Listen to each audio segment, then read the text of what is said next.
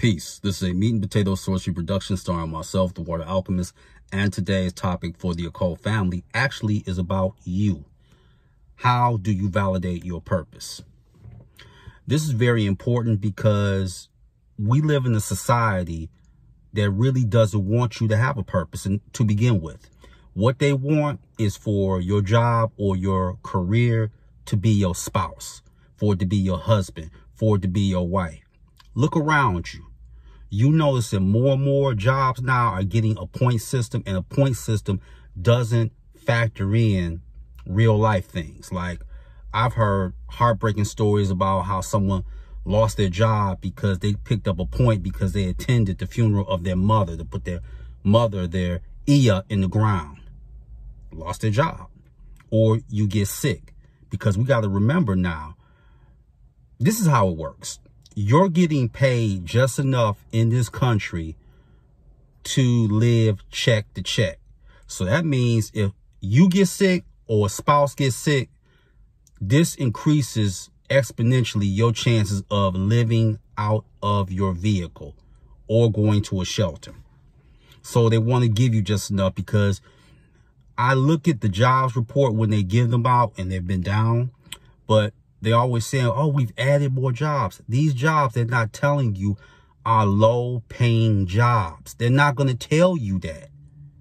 They want to keep you in this situation where you're just hamsters on the treadmill. They want to keep you there. Because if they keep you there, your creativity is arrested. Because how you going to have time for magic, metaphysics, your children? How you going to have time for that? You don't even have time for yourself. So that's something that you have to really take into consideration.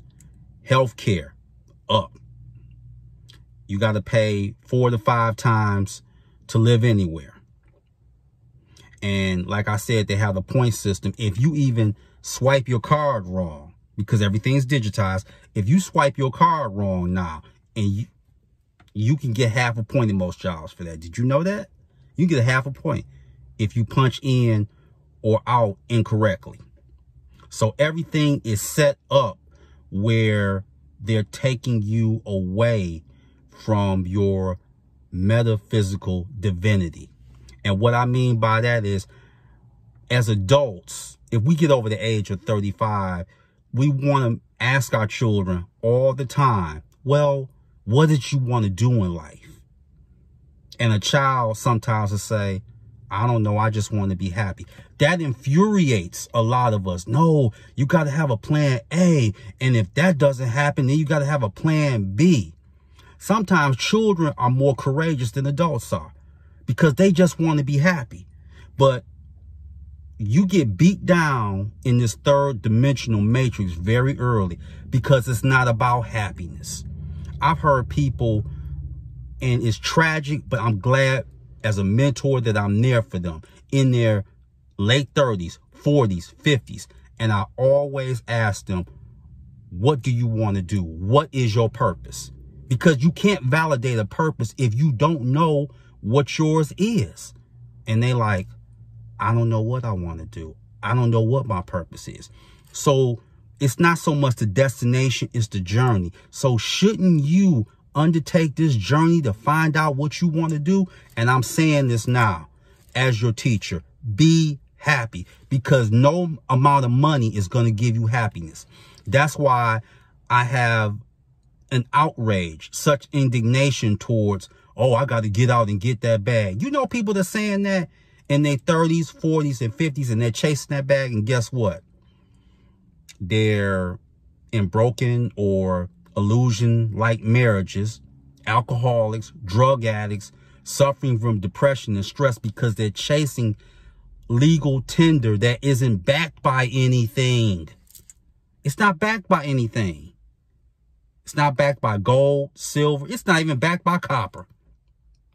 And you chasing it. And the people that are saying this, they feel like, I get the money, I'll be happy. You have had many people that have went that route, and they like, something is missing. I can tell you what's missing. What's missing is you're not doing what you came here to do. So therefore, happiness will elude you. Have you ever went out on a date with a superficial person? And it's like the man or the woman works for human resource. Where do you see yourself in 5 years? Because they want to gauge whether or not you're ambitious. And I'm like, this isn't a job interview. We're trying to enjoy each other and connect and see if we can merge, if we can improve together as a unit. And they turn it into a job interview.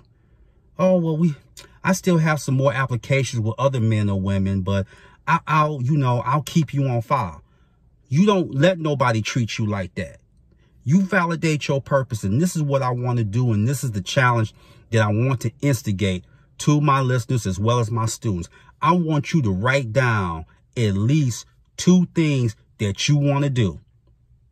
Period. What do you want to do? What can possibly fulfill you and bring you money so you can live simple but yet comfortably? I want you to write that down, and you can even email it to me. WaterAlchemist777@gmail.com. You can even email it to me.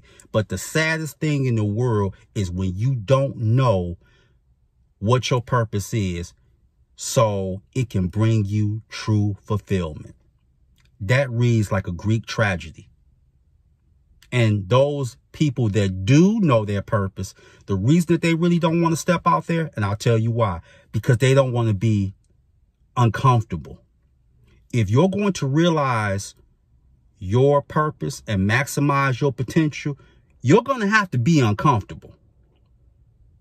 And people say, well, I don't care what people think. Yes, you do. You care what certain people think. There's a difference. So let's knock that off. You care what certain people think, because you don't want to be scrutinized, and you don't want somebody, when they have a dictionary and the word born loser is there, you don't want it where your picture's right next to it. So you do care to a degree. But those are 2 things that I want you to do. Write down what will bring you happiness. Really, write it down.